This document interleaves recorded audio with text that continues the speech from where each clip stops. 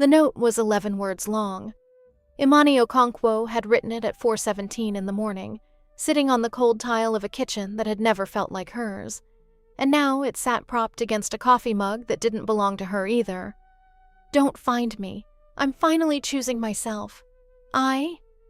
She didn't sign her full name. She wasn't sure she had a full name anymore. For 3 years, she had been somebody's accountant, somebody's alibi, somebody's quiet woman in the back room who balanced ledgers she was too afraid to read. Now she had a duffel bag with $4,000 in 20s, a bus ticket to nowhere in particular, and hands that wouldn't stop shaking. The rain came down in sheets over the Han River Bridge as the 5:02 bus pulled out of the Gangnam terminal. Imani pressed her forehead to the glass and watched the city she'd been trapped in for 38 months slide backward into the gray. She had memorized the escape down to the minute. The cameras at the building's east entrance ran on a 4-minute loop with a blind spot at the loading dock. The night guard, Mr. Bayek, took his cigarette break at 4:30 like clockwork. She had walked out into the dark while the most dangerous man in Seoul slept 4 floors above her, and she had told herself she would never see his face again. She was wrong about that. She was wrong about a lot of things. 6 hours. That was all it took. She was in a roadside noodle shop in Wonju, 70 miles south, hunched over a bowl she hadn't touched, when the bell over the door chimed and the temperature in the room seemed to drop. She knew before she looked up. She felt him the way you feel a storm before the first crack of thunder, a pressure, a wrongness, the animal part of her brain screaming run before the rational part could even form a thought. Do-yoon Seo stood in the doorway in a charcoal coat soaked black at the shoulders. Water dripped from his hair onto the worn linoleum. He wasn't out of breath. He wasn't angry. That was the terrifying part. He looked at her the way a man looks at something he has already decided he will not lose, and his voice, when it came, was almost gentle. "You spelled finally wrong," he said. "On the note, there's only one L." Imani's chopsticks clattered into the bowl. "You drove 70 miles, she whispered, "to correct my spelling?" "No." He pulled out the chair across from her, sat down slow, folded his hands on the table like a man at a business meeting. "I drove 70 miles because you're the only person in 3 years who ever told me the truth, and you did it by leaving. I'd like to know why."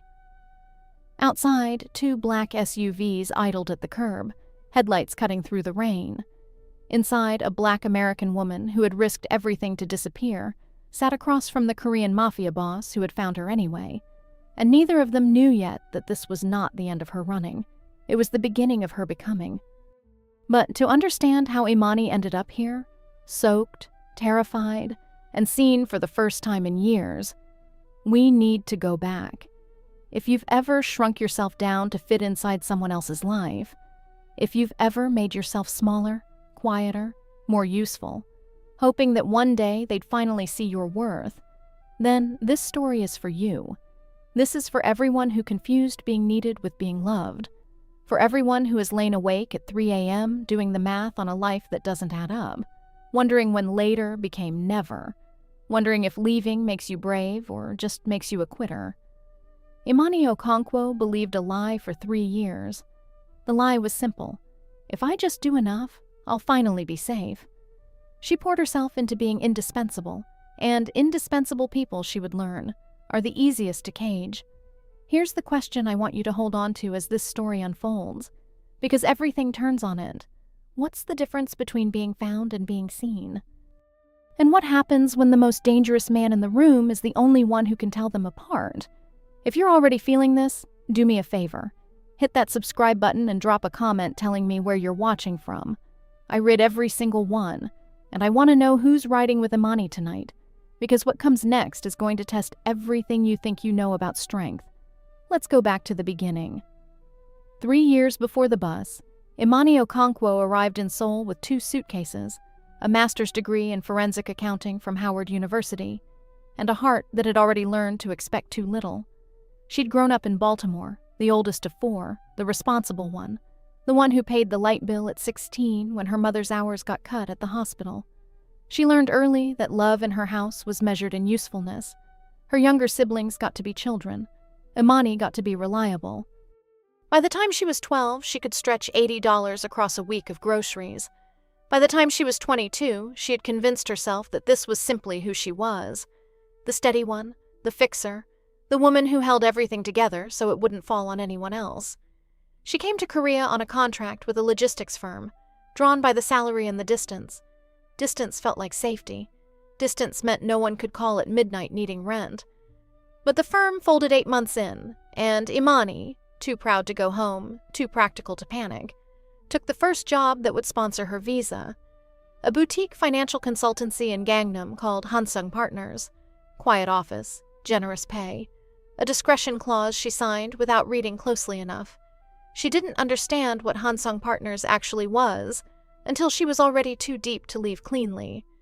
The man who hired her was named Jin-woo Ha, and he was charming in the way of men who have learned charm as a weapon. 40s, expensive watch, a laugh that arrived a half-second too late to be real. He called her our brilliant American in front of clients and girl when they were alone. He praised her work in public and rewrote her authorship in private. The first time she caught a discrepancy in the books, a shell account routing money in a pattern that made the forensic part of her brain light up like a fire alarm, Jin-woo patted her shoulder and said, "You're too smart for your own good, Imani. Smart people who ask questions don't last long here. Smart people who do their jobs retire rich." She told herself it wasn't her business. She told herself the visa, the apartment, the salary that let her wire money home to her youngest brother's tuition, that all of it justified the not knowing. She became very good at not knowing. She balanced the legitimate books beautifully and learned not to look at the others. She arrived first and left last. She remembered everyone's coffee order. She made herself indispensable, because indispensable felt like a fortress, and Imani had spent her whole life building fortresses out of her own labor. What she didn't understand was that Hansung Partners was a laundering operation, and that Jin-woo Ha answered to someone. And what she really didn't understand, not for a long time, was that the someone he answered to had been watching her since her 3rd week. His name was Do-hyun Seo. He owned the building. He owned, in a quiet and complicated way, most of the people in it. To the world, he was a real estate developer and philanthropist, the kind whose name went on hospital wings. To the people who knew, he was the head of the Seo organization, a man whose authority was so total he rarely had to raise his voice to use it. He was 36, unmarried, and famously difficult to read. He visited Hansung Partners maybe once a month, always announced, always brief, and Jin-woo would scurry around for days beforehand like a man preparing for the visit of a king. The first time Imani actually spoke to Do-hyun was an accident. She was working late. She was always working late. When he walked through the bullpen unannounced, no entourage, just a man in a dark coat looking for a file room that had been moved. She didn't know who he was. She thought he was lost. "The archives moved to the 4th floor in March," she said, not looking up from her screen. "Stairwell B. The elevator skips 4 after 7 p.m. Building thinks everyone's gone home." There was a pause. When she did look up, the look on his face was something she'd never seen anyone aim at her before. Not appraisal, not dismissal. Curiosity. Like she was a problem worth solving. "You're the American," he said. "I'm Imani," she corrected, because she was tired and didn't yet know to be afraid. "The American is what people call me when they can't be bothered to learn the rest." He didn't smile, but something flickered. "Imani," he repeated, getting the rhythm of it right on the first try, which almost no one did. "It means faith." She blinked. "How do you—" "I read," he said, and left. She thought about that exchange for a week. She didn't know why. She told herself it was nothing. A man who read knew what her name meant. So what? But here's the thing about a woman who has been overlooked her entire life, who has been valued only for what she produces and never for what she is. When someone finally looks at her like she's a person and not a function, it lands like a struck match in a dry field. Imani didn't recognize it as longing. She'd buried that part of herself so deep she'd forgotten its shape. She just knew that for one strange moment, in a building full of men who used her, someone had said her name like it meant something. The weeks that followed settled into a rhythm she mistook for stability. She arrived at Hansung Partners at 7, before the heating kicked on, and the office would be cold and blue-gray and silent, just the hum of the servers and the distant grind of the city waking up below. She liked it best then, the building empty, the work pure, no one to perform for.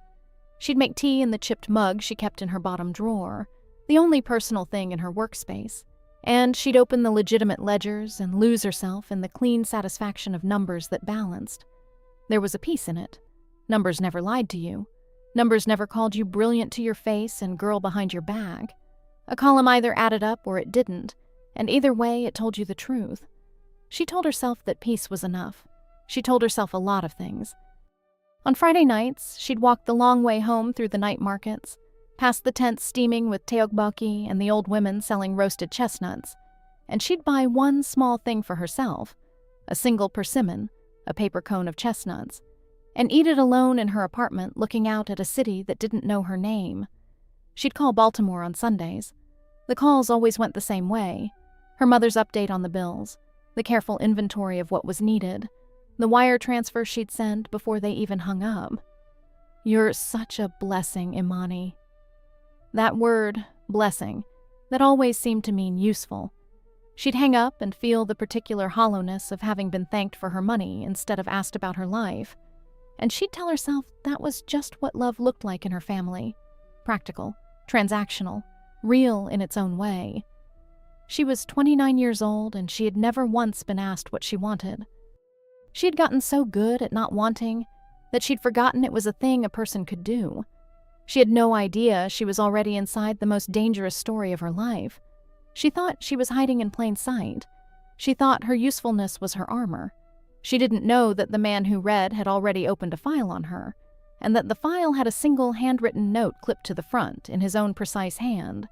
She sees the money. She hasn't spoken. Why?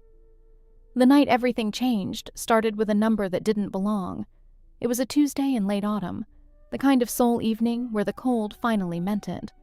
Imani was reconciling a quarterly statement she'd reconciled a dozen times before, when her eye snagged on a transfer, 1.4 billion won, moved through 4 accounts in 11 minutes, landing in a holding company she'd never seen. That part wasn't unusual. The unusual part was the date. The transfer was time-stamped for a Tuesday 3 weeks in the future. Someone had preloaded it. Someone was planning something. And clipped to the routing instructions, in a subline she was never meant to read, was a name she did know. Okonkwo, I. Auth, signatory. They were going to forge her signature. They were setting her up to be the one whose name was on a transfer that, if it ever surfaced, would put a decade behind a face. Her face. The brilliant American. The girl who asked too many questions. Imani sat very still. The office was empty.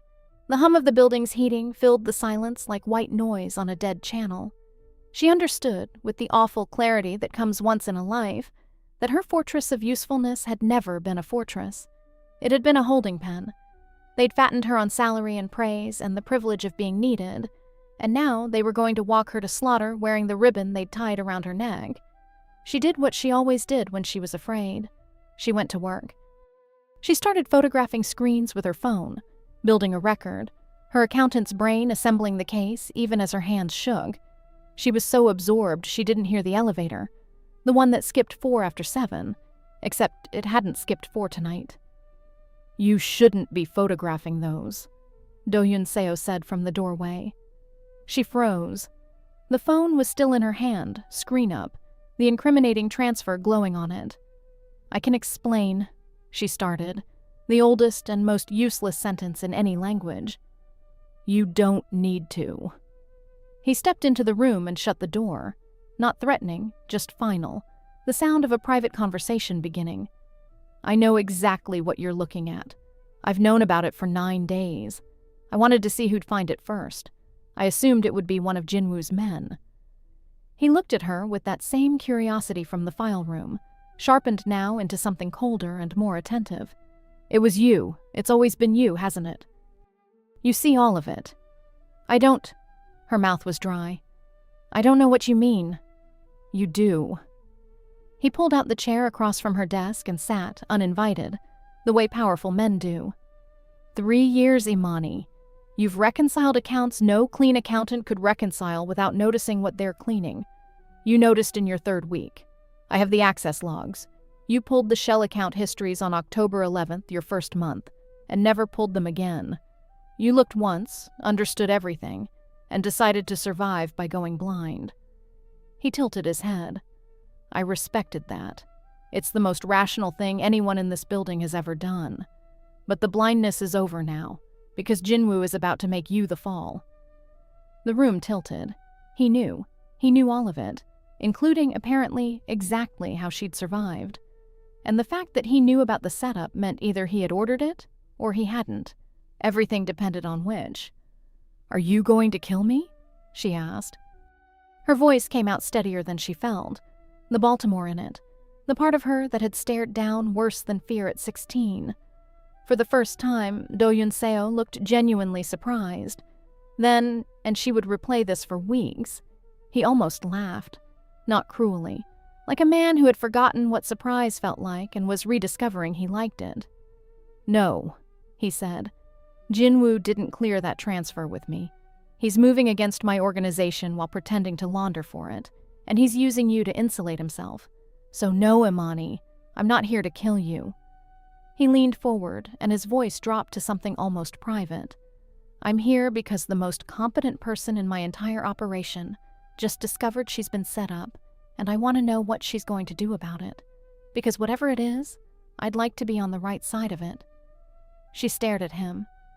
The most dangerous man in Seoul had just told her she was the most competent person in his organization, and she didn't know whether to be flattered or terrified, so she settled on both. Why are you telling me any of this? She whispered.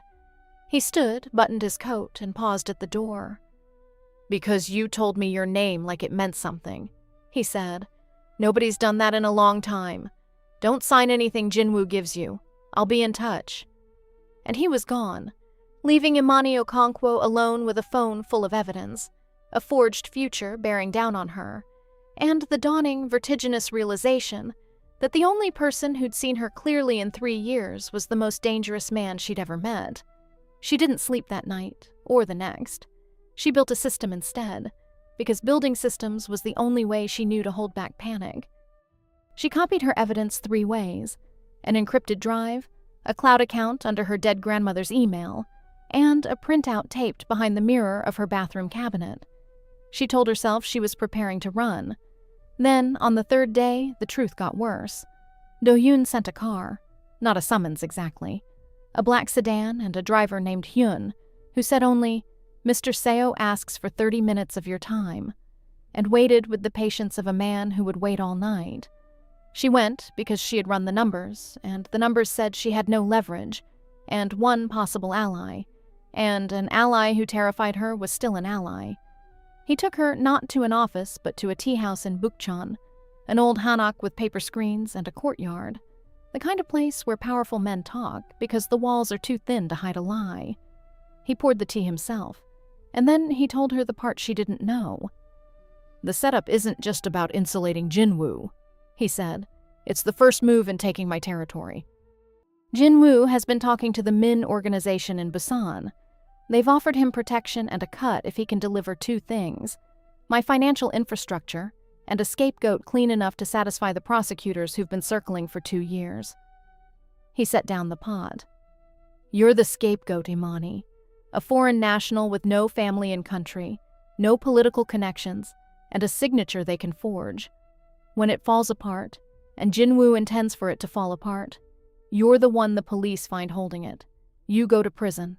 The investigation closes, and the heat that should land on Jinwoo and the Mins evaporates because they've handed the prosecutors a tidy, satisfying story. The greedy American who laundered millions. Imani's tea went cold in her hands. It wasn't just that she'd been used. She'd understood that. It was the scale of it, that her entire life in Korea, the apartment, the job, the visa sponsorship that had felt like rescue, had possibly been chosen for her precisely because she was disposable, a woman with no one to call, A woman whose disappearance into a prison cell would make the news for one day and then never again. "You're telling me," she said slowly, "that I was hired to be convenient to destroy. I'm telling you Jinwoo hired you for that. I didn't know it then." He held her gaze. "But I'm not going to pretend I'm clean, Imani. The money you've been keeping beautiful books for is real. People have been hurt by where it comes from. I'm not a good man asking you to trust a good man. I'm a dangerous man telling you a more dangerous thing is coming for you, and that your enemy and my enemy are the same person." He paused. "I won't insult you by lying. The only honest thing I can offer you is the truth and a choice." And there it was, the thing that undid her, not kindness. Honesty. For 3 years, every man in her life had lied to her gently. Jinwoo with his praise, the firm with its discretion clause, her own family back in Baltimore, who told her how proud they were while quietly depending on her wired money to keep the lights on. She had been swimming in soft, useful lies her whole life, and now the most dangerous person she'd ever met was the only one who refused to lie to her, even when the truth made him look worse. "Why does it matter to you what happens to me?" she asked. "I'm an accountant. You could find another." He was quiet for a long moment. The courtyard fountain ticked. "I could find another accountant," he agreed. "I can't find another person who looked at the worst version of her situation and chose to survive it with her dignity intact instead of selling what she knew to the highest bidder. You had 3 years to come to me with that evidence and trade it for protection. You never did. You just carried it, alone." He looked, for a flicker, almost human. "I know what it costs to carry things alone. I've been doing it since I was 19. The stakes had transformed. This wasn't a job problem anymore, or even a legal one. It was existential. Imani Okonkwo was going to lose her freedom, her name, and possibly her life. Not because she'd done anything wrong, but because she'd made herself small and useful in a world that ate small, useful people. The very strategy that had kept her safe her entire life was the thing that had marked her for the slaughter. She had 2 choices. She could run, the way she'd always run from things, and spend the rest of her life looking over her shoulder. Or she could do the one thing she had never, ever done. She could fight. "What are you offering me?" Imani asked. The cold tea sat forgotten between them. Outside, the autumn light was failing, throwing long shadows across the rice paper screens. Do-yun didn't sugarcoat it. That was the thing she'd remember later, that he laid the whole knife on the table, blade and handle both. "I'm not offering to rescue you," he said. "If I wanted to make this go away, I could. I could have Jinwoo disappear, replace the books, and you'd never know how close you came. And you'd owe me your life without ever understanding what you'd given me in exchange. I've done that to people. It makes them mine." He met her eyes. "I don't want you to be mine. I want you to be free. There's a difference, and most people in my world have forgotten it. So what's the offer?" "Tools," he said. "Not a rescue. Tools." He laid them out one by one like cards. "First, I give you a lawyer. Not my lawyer. A clean one. A woman named Sora Yoon, who used to prosecute organized financial crime and now defends the people the system chews up. She owes me nothing and answers to no one. Second, I make sure the evidence you've already gathered reaches the right prosecutor, a specific one, a woman named Yoonji Kang, who's been after Jinwoo and the Mins for years and has never been able to get a witness who'd survive long enough to testify. Third, I keep you alive while you do it. That's the only part where my world touches yours directly, and I'll be honest about what it means.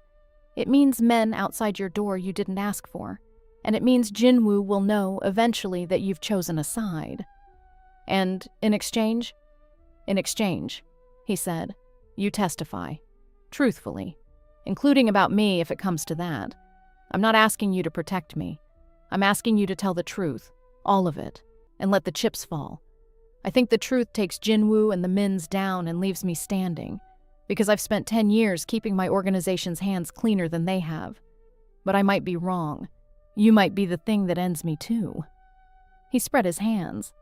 That's the honest risk. I'm betting my freedom that you'll tell the truth, and that the truth is survivable for me.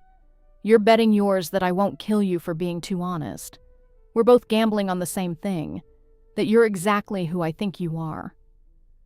Imani sat back. Her whole life, people had offered her safety in exchange for silence. Don't ask questions and you'll retire rich. Sign the discretion clause and the visa is yours. Be useful and quiet and we'll take care of you. Every offer had been a cage with a comfortable cushion. This was the first offer anyone had ever made her, that came with a real risk attached and her own agency at the center of it. He wasn't asking her to be small. He was asking her to be dangerous, to be a witness with the power to bring down 2 criminal organizations and walk free. The terror of it was indistinguishable from the exhilaration. "Why a clean lawyer?" she asked. "Why a prosecutor who could put you away too?" "You're handing me a loaded gun and standing in front of it." "Because a rescue makes you a dependent," Do-hyun said. "A trial makes you a person. If I clean this up for you, you survive as someone I saved. If you walk into a courtroom and dismantle the men who tried to destroy you, you survive as yourself. You'll never have to wonder whether you earned your own freedom. You'll know." He paused, and for the first time, something raw moved under the stillness of his face. "I had everything done for me once, by my father. I was kept safe and kept small inside an empire I didn't build and couldn't leave. It took me until I was 19, and standing over his body to understand that being protected and being free are opposites. I won't do to you what was done to me, even if it costs me." She understood then that he wasn't offering her this out of strategy alone. He was offering it because somewhere in the cold architecture of this dangerous man was a person who had also been made small and useful by someone who called it love. He recognized her because they were the same wound, healed in opposite directions. "There's one more term," he added. "It's yours, not mine.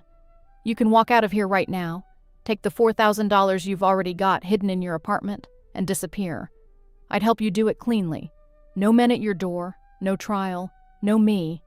You'd be running for the rest of your life, but you'd be alive and you'd be gone." He stood.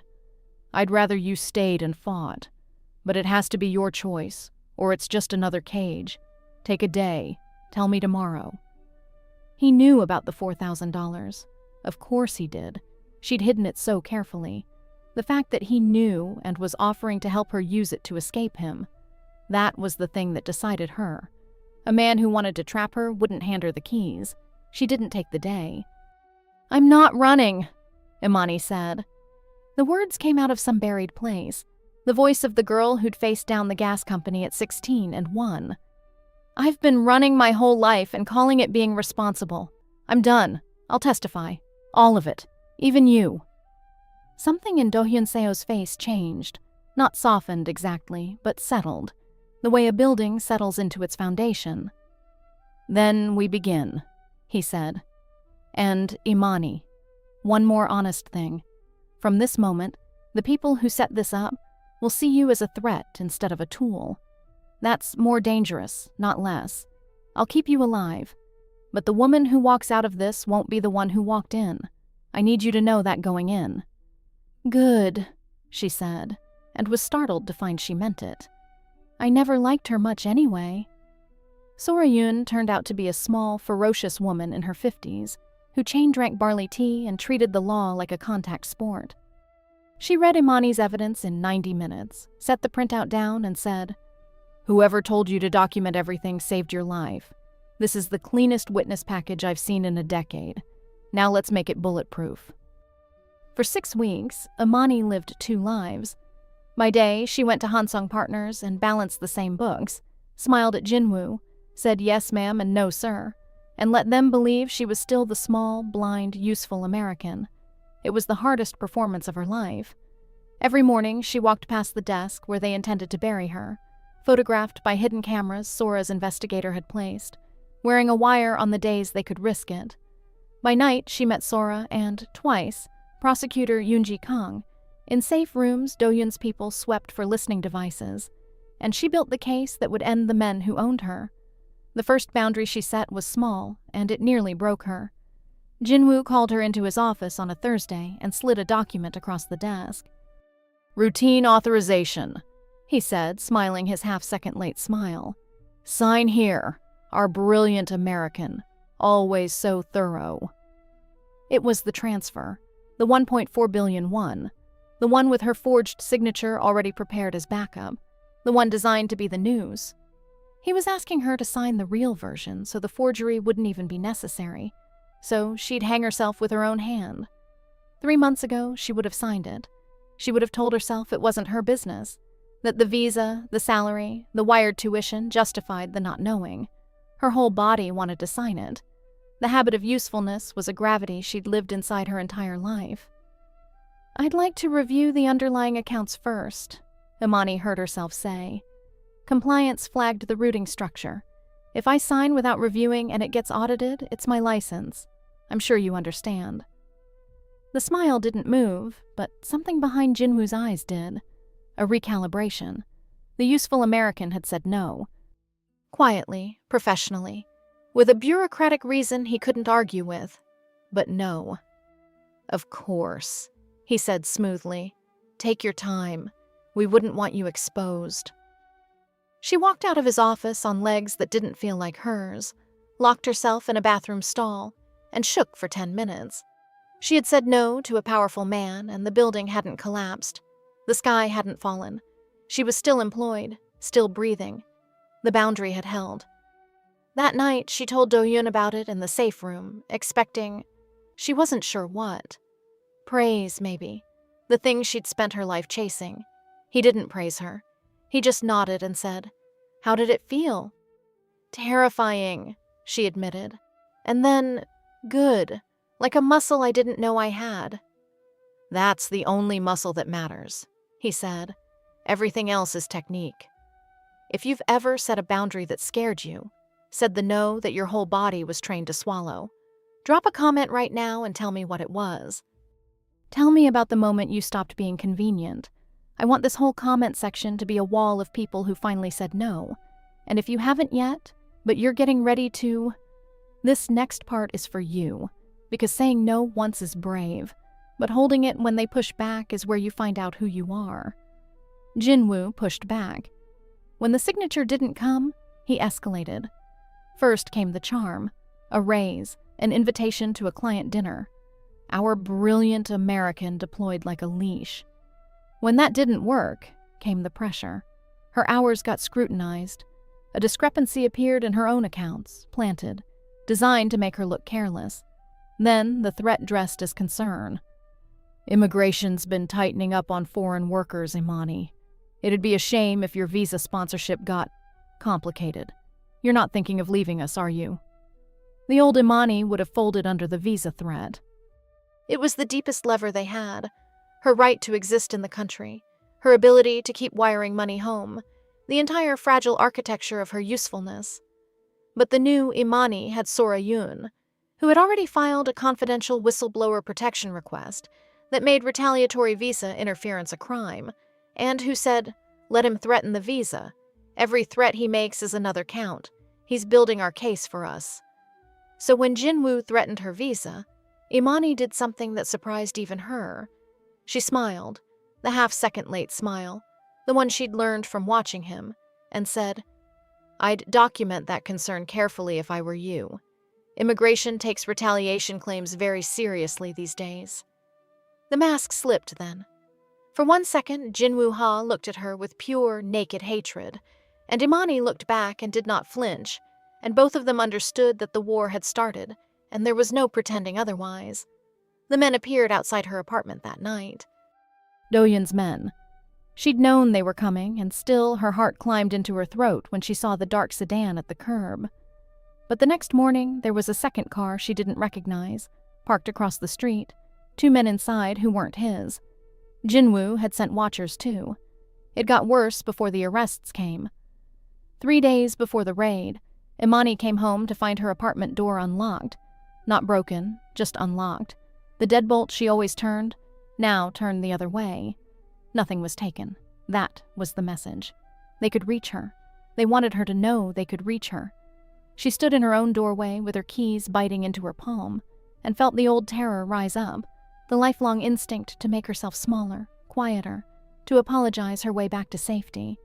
She called Do-hyun, not to be rescued, she was past that, but because Sora had told her to document everything, and a witness with a pattern of contact made a stronger record. He answered on the second ring.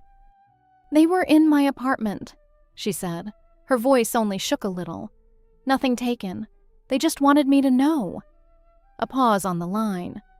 When he spoke, his voice was very level, the way still water is level right before it breaks over a fall. "Are you hurt?" "No." "Then do exactly what you're already doing. Photograph the lock, the door, the position of everything. Send it to Sora and to me. Then go to the hotel Hyun is going to text you in the next 90 seconds. Don't pack much. We're 3 days out." A beat. "Imani, you're winning. This is what losing looks like for them. They're scared enough to break into an empty apartment and move a deadbolt. Scared men make mistakes. Let them." She did exactly that. And lying awake in a hotel bed that night, listening to a city she'd been afraid of for 3 years, she realized the fear had changed shape. It wasn't the old fear anymore, the kind that made her shrink. It was the sharp, clean fear of a person in a fight she intended to win. She could work with that kind of fear. That kind of fear had a use. Imani stood at the hotel window the next morning, looking down at the street, at the protection below and the city beyond, and understood that she had passed the point of no return. There was no small, useful version of herself to retreat into anymore. She had become a threat. She had become, for the first time in her life, dangerous. She found that she wasn't afraid of it. She found that she'd been waiting her whole life to stop being safe. The arrests came on a Tuesday in February at 6 a.m., coordinated across 3 districts. Prosecutor Yoon-ji Kang had spent 2 months turning Imani's evidence into an indictment, and when she moved like weather. Jinwoo Ha was arrested in his Gangnam apartment in his pajamas. 4 of his lieutenants went down the same morning. And in Busan, 2 senior figures of the Min organization were taken in a raid that made the national news, the first real crack in a syndicate prosecutors had been chipping at for a decade.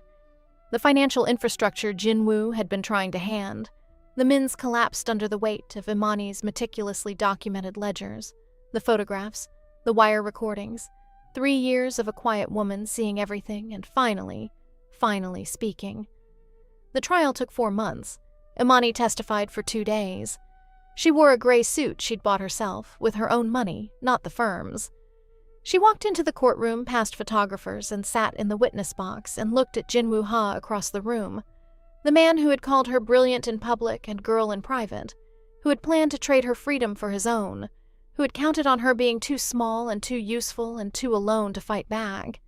He smiled at her, the half-second late smile, a last attempt at the leash. Imani did not smile back. "Ms. Okonkwo," the prosecutor said, "can you walk us through the transfer dated for the Tuesday 3 weeks after you discovered it?" And she did. For 2 days, she walked them through all of it, in the calm, precise, devastating language of a forensic accountant who had spent 3 years building a record no one knew she was keeping. She named the accounts. She traced the money. She described the moment she found her own name listed as authorizing signatory on a transfer she'd never seen, designed to be her grave. She did not cry. She did not waver. When Jinwoo's lawyer tried to paint her as the mastermind, the greedy American, exactly the story they'd built her to be, she dismantled him with documentation, citing dates and amounts and access logs from memory until the man sat down. "Ms. Okonkwo," the defense attorney sneered at one point, "isn't it true that you benefited financially from this arrangement for 3 years? That you're only discovering your conscience now that you've been caught?" "I was paid a legal salary for legal accounting work," Imani said evenly. "The day I discovered I was being framed, I started building the case you're looking at. I didn't come forward for a reward. There isn't one. I came forward because I'd rather be free than safe." She looked directly at Jinwoo. "Mr. Ha taught me the difference. He just didn't mean to." The courtroom was very quiet. When the verdict came, Jinwoo Ha was convicted on 14 counts: embezzlement, money laundering, conspiracy, attempted fraud, witness intimidation, retaliatory interference with a foreign worker's immigration status. The Min figures took the most serious organized crime charges. The sentences ran to decades. The prosecutor, Yoonji Kang, found Imani in the hallway afterward and shook her hand and said, "In 12 years, I have never had a witness like you. You didn't just survive them.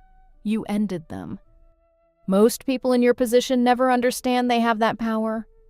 "I didn't either," Imani admitted, "until someone told me the truth." There was a moment, walking back through the courthouse lobby, that she would keep for the rest of her life. A young woman was sitting on one of the hard wooden benches near the entrance. Early 20s, a security pass clipped to her blazer, an intern at the prosecutor's office. She stood as Imani passed and said, half shy, "Ms. Okonkwo, I watched you testify. Both days." She twisted the strap of her bag. "I work in finance. I see things sometimes, things that don't add up. And I've always told myself it wasn't my place to say anything, that I'd lose my job, that someone smarter would catch it eventually." She swallowed. "Watching you, I wanted to say, I'm going to start writing things down." Imani stopped. She looked at this young woman who was standing exactly where she herself had stood 3 years ago, in the doorway of a choice she didn't know yet would define her, and something turned over in her chest. "Write everything down," Imani said. "Date it. Back it up 3 ways. And when the time comes, and you'll know when, tell the truth, all of it, and let it cost what it costs." She paused. "It won't feel brave when you're doing it. It'll feel terrifying and lonely, and like you're throwing your whole life away. That's how you'll know it's the right thing." She squeezed the young woman's arm. "You're not too small to matter. That's the lie they need you to believe. Don't give it to them." The intern's eyes were wet. She nodded fast and Imani walked on, and she understood that something had passed between them that was bigger than the trial, that the woman she used to be had just spoken to the woman she might have stayed, and told her the truth in time. Do-hyun Seo was not charged. The truth, as he'd gambled, had been survivable for him. Imani's testimony showed an organization Jinwoo had been betraying.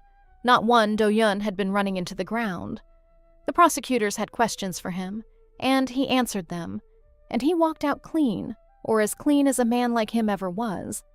He had bet his freedom that she would tell the whole truth, and that the whole truth would leave him standing. He'd been right, but he'd been willing to be wrong, and Imani never forgot that he'd handed her the power to destroy him, and trusted her to wield it honestly. No one had ever trusted her with power before. They'd only ever trusted her with tasks. She walked out of the courthouse into a cold, bright February afternoon, a free woman who had freed herself, and for the first time in her adult life, she had absolutely no idea what she was supposed to do next. It was the best feeling she'd ever had. Her mother called from Baltimore the week after the verdict. Imani had been wiring money home for 3 years. Her brother's tuition, the mortgage gap, the medical bills, the steady, invisible hemorrhage of a woman who had learned that love was measured in usefulness. The trial had made the international wire services, a small story but enough, and her mother had pieced together that her daughter had been involved in something dangerous and was now, somehow, on the other side of it. "Imani Grace Okonkwo," her mother said, in the voice that had run Imani's whole childhood. "What in God's name have you been doing over there? And the money? Jerome's spring tuition is due, and you haven't sent it, and I had to find out from a newspaper that my own daughter—" And there it was, the pull, the gravity, not malice. Her mother loved her, in the only way she knew how. But the love arrived bundled with the bill, the way it always had, the way it had since Imani was 16 and paying the light bill. You haven't sent it. The verdict, the trial, the months living between hunted and protected. And the first question was about the money she'd failed to send. The old Imani was already calculating. She had savings now, the legitimate salary she'd banked. She could cover Jerome's tuition. She could smooth this over, be useful, be the steady one, slide back into the shape she'd been carved into. She felt the shape waiting for her like a worn groove. It would be so easy. It would feel so much like love. Mama, she said, I almost went to prison. Someone tried to destroy my entire life, and I had to fight for months to stop it. And the first thing you asked me about was Jerome's tuition. A silence on the line, then defensive. Well, I didn't know all that. You never told me? I never told you because you never asked, Imani said. Her voice was shaking, but it didn't stop. Not once, in 3 years, did you ask how I was. You asked if the money came through. I'm not blaming you, Mama. I think you love me. But I think you love me the way you'd love a bridge, because I get you across. And I can't be a bridge anymore. I'm tired. I almost died being everyone's bridge. So you're just going to abandon your family. Cold now, the leash pulled tight. After everything we did for you, Jerome looks up to you. Jerome is 22, Imani said. He can get a job. I did, at 16, remember? I paid the light bill. I've been paying it ever since. She closed her eyes. I'll help when I can, when it's a gift and not a tax. But I'm not sending Jerome's tuition. He can take a loan like everyone else. I love you, Mama, and I'm done being useful to you instead of loved by you. She hung up before her mother could answer, and she sat on the floor of her apartment and cried for an hour. Not because she'd done the wrong thing, but because she'd done the right thing, and it hurt exactly as much as she'd always feared it would. Setting the boundary with Jinwoo had been terrifying. Setting it with her mother nearly killed her, because Jinwoo had only owned her labor. Her family owned her guilt, and guilt is the deepest cage of all. The phone rang again, and again. She let it ring. Later that night, Do-hyun came by. They'd fallen into a habit of these visits, careful and slow, two wary people circling something neither had named. He found her red-eyed on the floor and didn't ask. He just sat down beside her on the hardwood, not touching, and waited. I told my mother no, Imani finally said. About the money, about all of it. I think I just broke my family. No, Do-hyun said quietly. You broke the version of your family that ran on you breaking yourself. If there's a real one underneath, it'll survive. If there isn't, he paused, then it was already broken, and you were just holding the pieces in place with your own body. You're allowed to put them down. How do you know?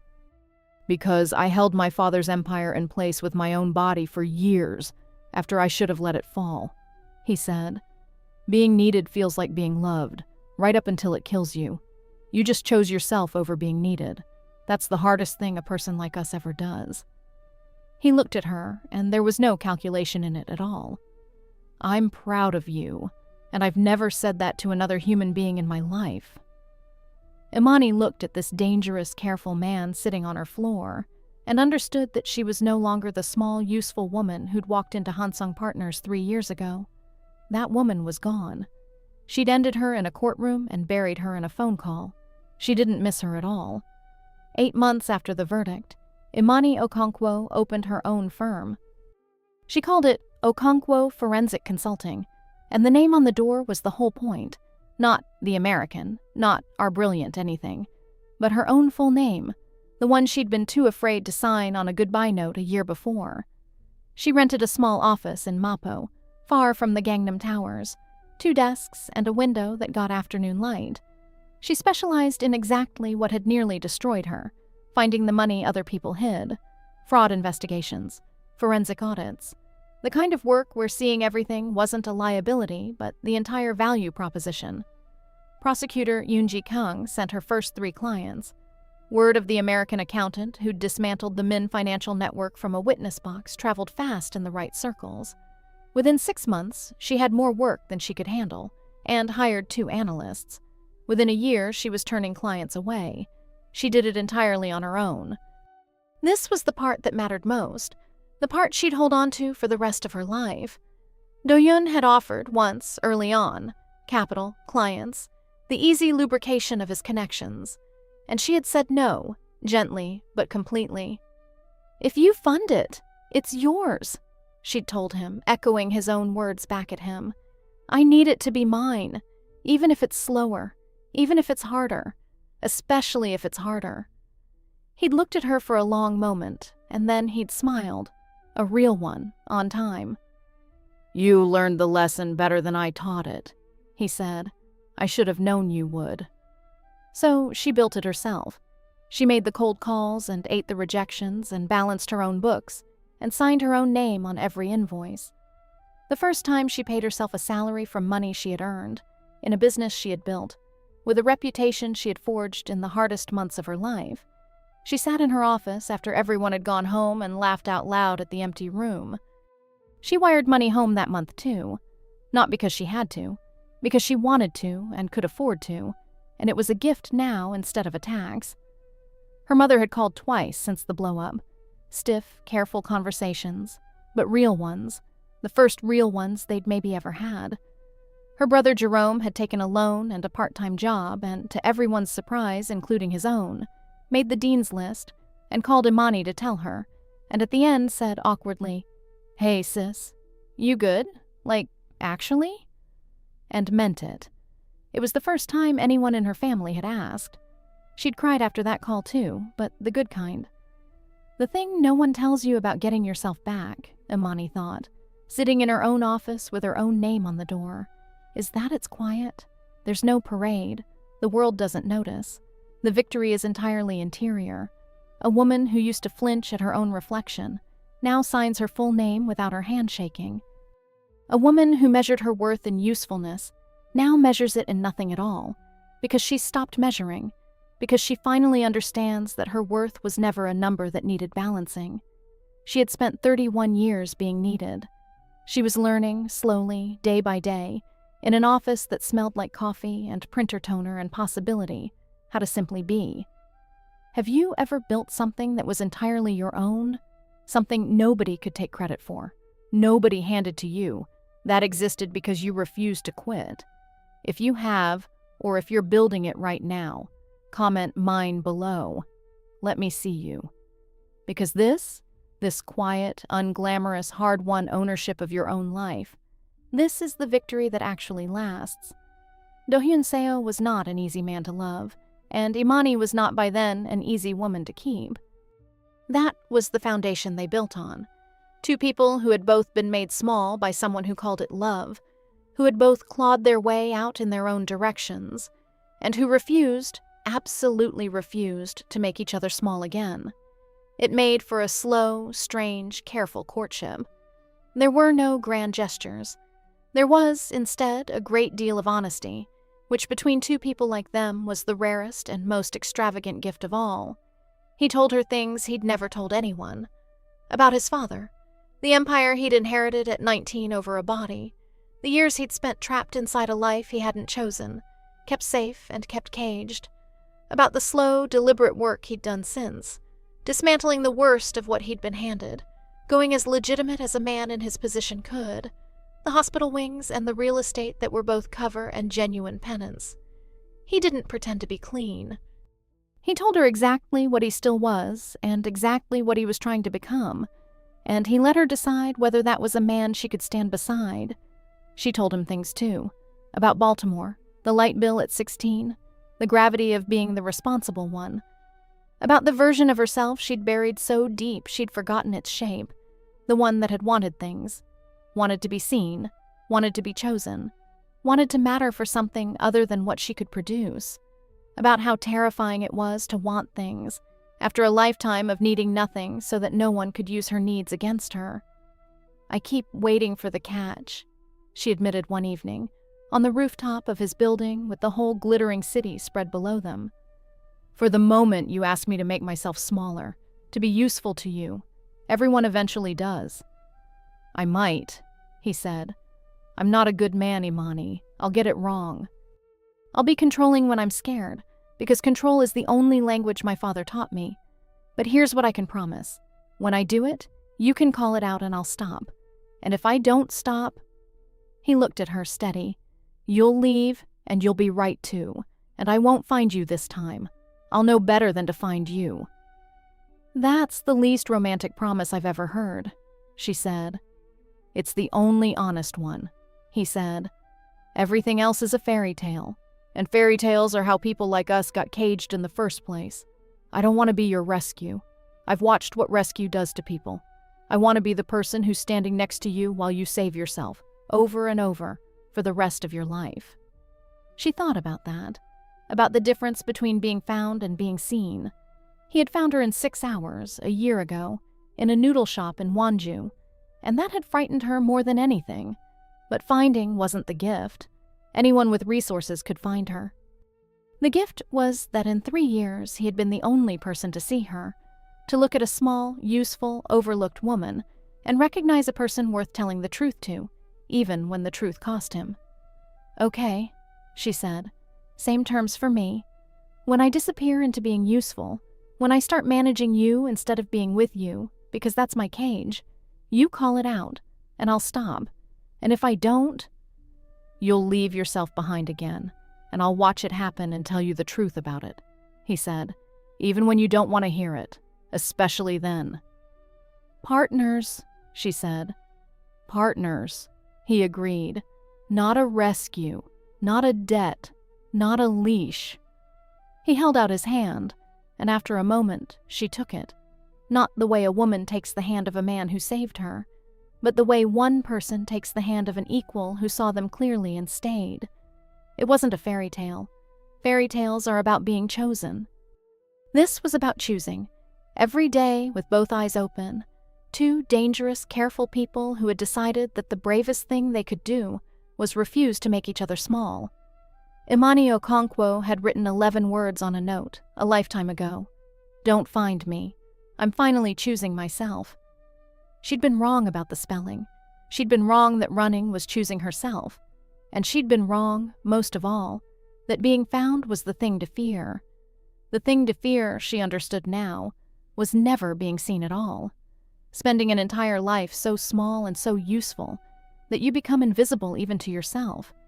She had built fortresses out of her own labor and called them safety, when all along they'd been cages, and the most dangerous man she'd ever met had been the one to hand her the key, not by rescuing her, but by refusing to, by telling her the truth and trusting her with the power to save herself. She didn't get rescued. She got equipped. And then she did the rest with her own 2 hands. That's the difference between a fairy tale and a real story. In a fairy tale, someone saves you, and you spend the rest of your life grateful and small. In a real story, someone sees you, tells you the truth, and steps back so you can become the size you were always meant to be. So here's the question I asked you at the start, and here's the answer Imani found. The difference between being found and being seen is the difference between a leash and an open hand. Anyone can find you. Only someone who loves you correctly will see you, tell you the truth, and let you go free. And trust that free is exactly how you'll choose to stay. If this story moved you, if you saw yourself anywhere in Imani, in the woman who confused being needed with being loved, who finally said the no that scared her, who got herself back, then do 3 things for me. Comment with the word that describes the version of yourself you're done being. Share this with the person who needs to hear that being useful isn't the same as being loved. And subscribe, because every story on this channel is for the people who are learning, slowly and bravely, how to choose themselves. Imani Okonkwo didn't get a fairy tale ending. She got something better. She got herself back.